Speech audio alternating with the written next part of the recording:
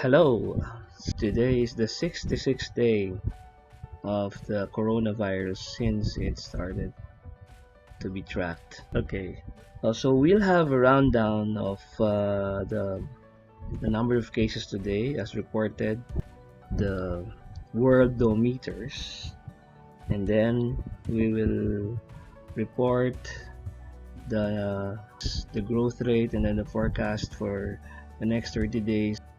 I also made an analysis through SPSS curve estimation model.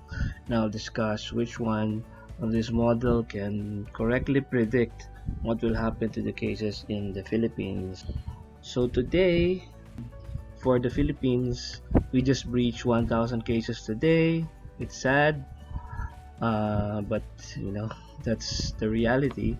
Coronavirus cases in the world is at 617,000, and yesterday USA and Italy overtook China number one spot. It's now China is now at number three. Spain follows at number four, Germany 5, Iran, France, UK, Switzerland, Netherlands, and South Korea round up the top 10. So we go to our projection before.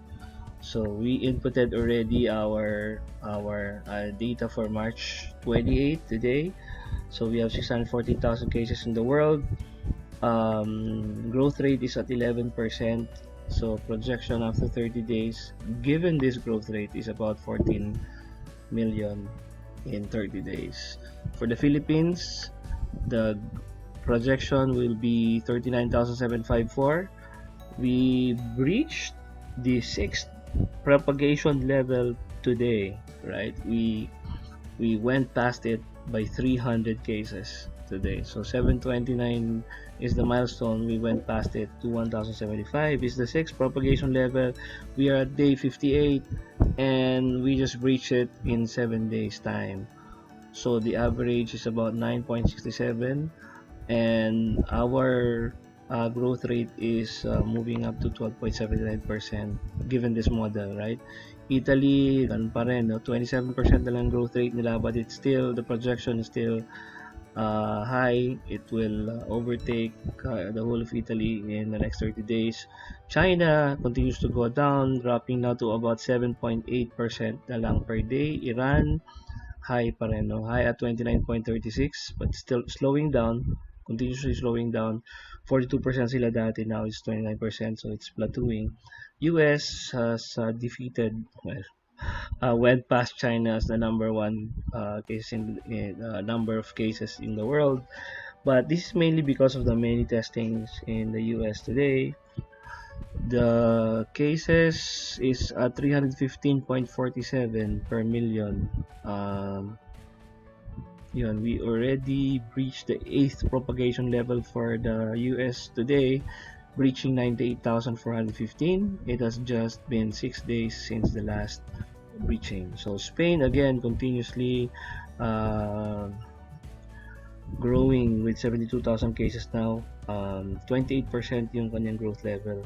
South Korea 14% na lang growth level. UK is at 19% level. So now we go to the per country. This is everything. I copied it from the site, and what is placed here are the number of cases, new cases, the deaths, total recovered, cases per 1 million, the number of serious cases, deaths per 1 million, then when it first started, and then from this I computed the population. And then I computed for the number of days since it first started. So medyo iba to, no? This is different because this, I assume that the first case is just one. So what is computed here is that how many cases are there now? So 614,052. How many percent is the growth rate since that first one person, considering the number of days? So what is the growth rate? So it comes out at 19% for the world. USA 19%, Italy 21%. So this is worse than the world kasi 59 days pa lang sila, and yet they're already at number 3. China slowing down 16% na lang, Spain 21%, Iran is still high, 39 days lang sila but 31% na sila. So let's look at the highest growth rate. This is bad, of course. Mali 4 days lang and they have already gone to 11 cases. Of course, small kasi yung population ito, 22 million lang. Turkey, Mauritius, Uganda, these are the number of percent. Karamihan dito bago lang, no? Like what's this? Laos, PDR 5 days pa lang.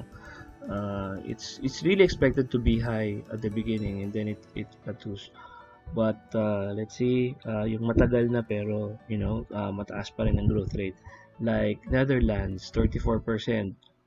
Okay, 8,000 cases, 31 days pa lang. Poland, 34%. So these are mainly European countries. And Indonesia, 30%. Okay, for the Philippines, let's look at the Philippines.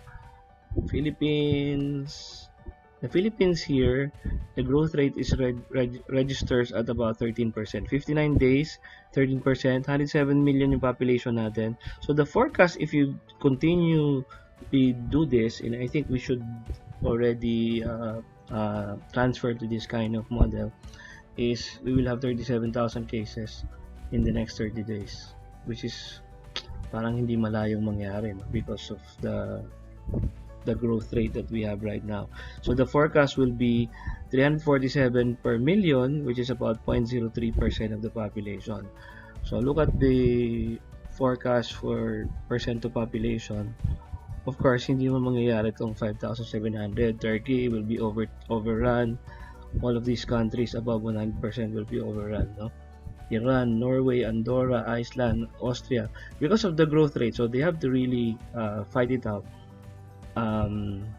Okay, the Philippines is medyo mababa pa considering that we have 107 million population, but still the growth rate is high.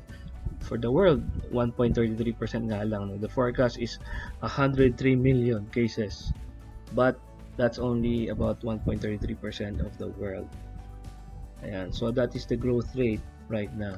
What I did was, starting in February 15, this is the first time that a case was reported in the Philippines. It has 1K. Ito yung day 1. No? We have 3 cases now during that time. And then February 17, 3 pa rin, and so on. Pagdating nung March 6, naging 5. March 7, naging 6, and so on. And nag-escalate na siya. No? Right now, it's 1,075.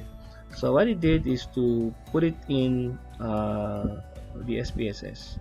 So SPSS, IBM SPSS. So yung first column dito is the number of days.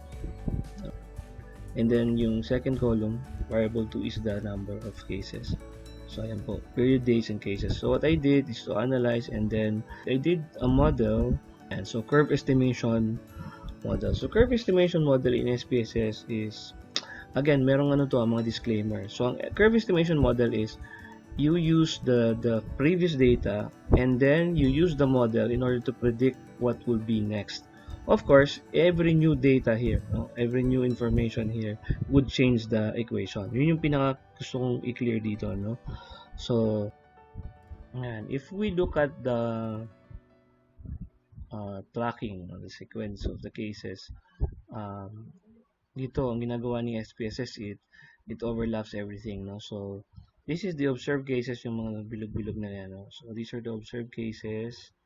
Ito yung timeline, and then linear is this. Ito yung linear, no? Malayo sa totohanan, right? Logarithmic. Yung growth follows it very closely, right? Cubic, and then growth. Ayan. So these 3 plus the exponential, ito talaga yung magtatrack sa kanya maigi. So if you will notice, these are the ones that follow it very closely. So in the model summary, ang pinakamataas na R-square by the way is yung natawag natin na coefficient of determination. So if you will look at this, the highest here is, well, R.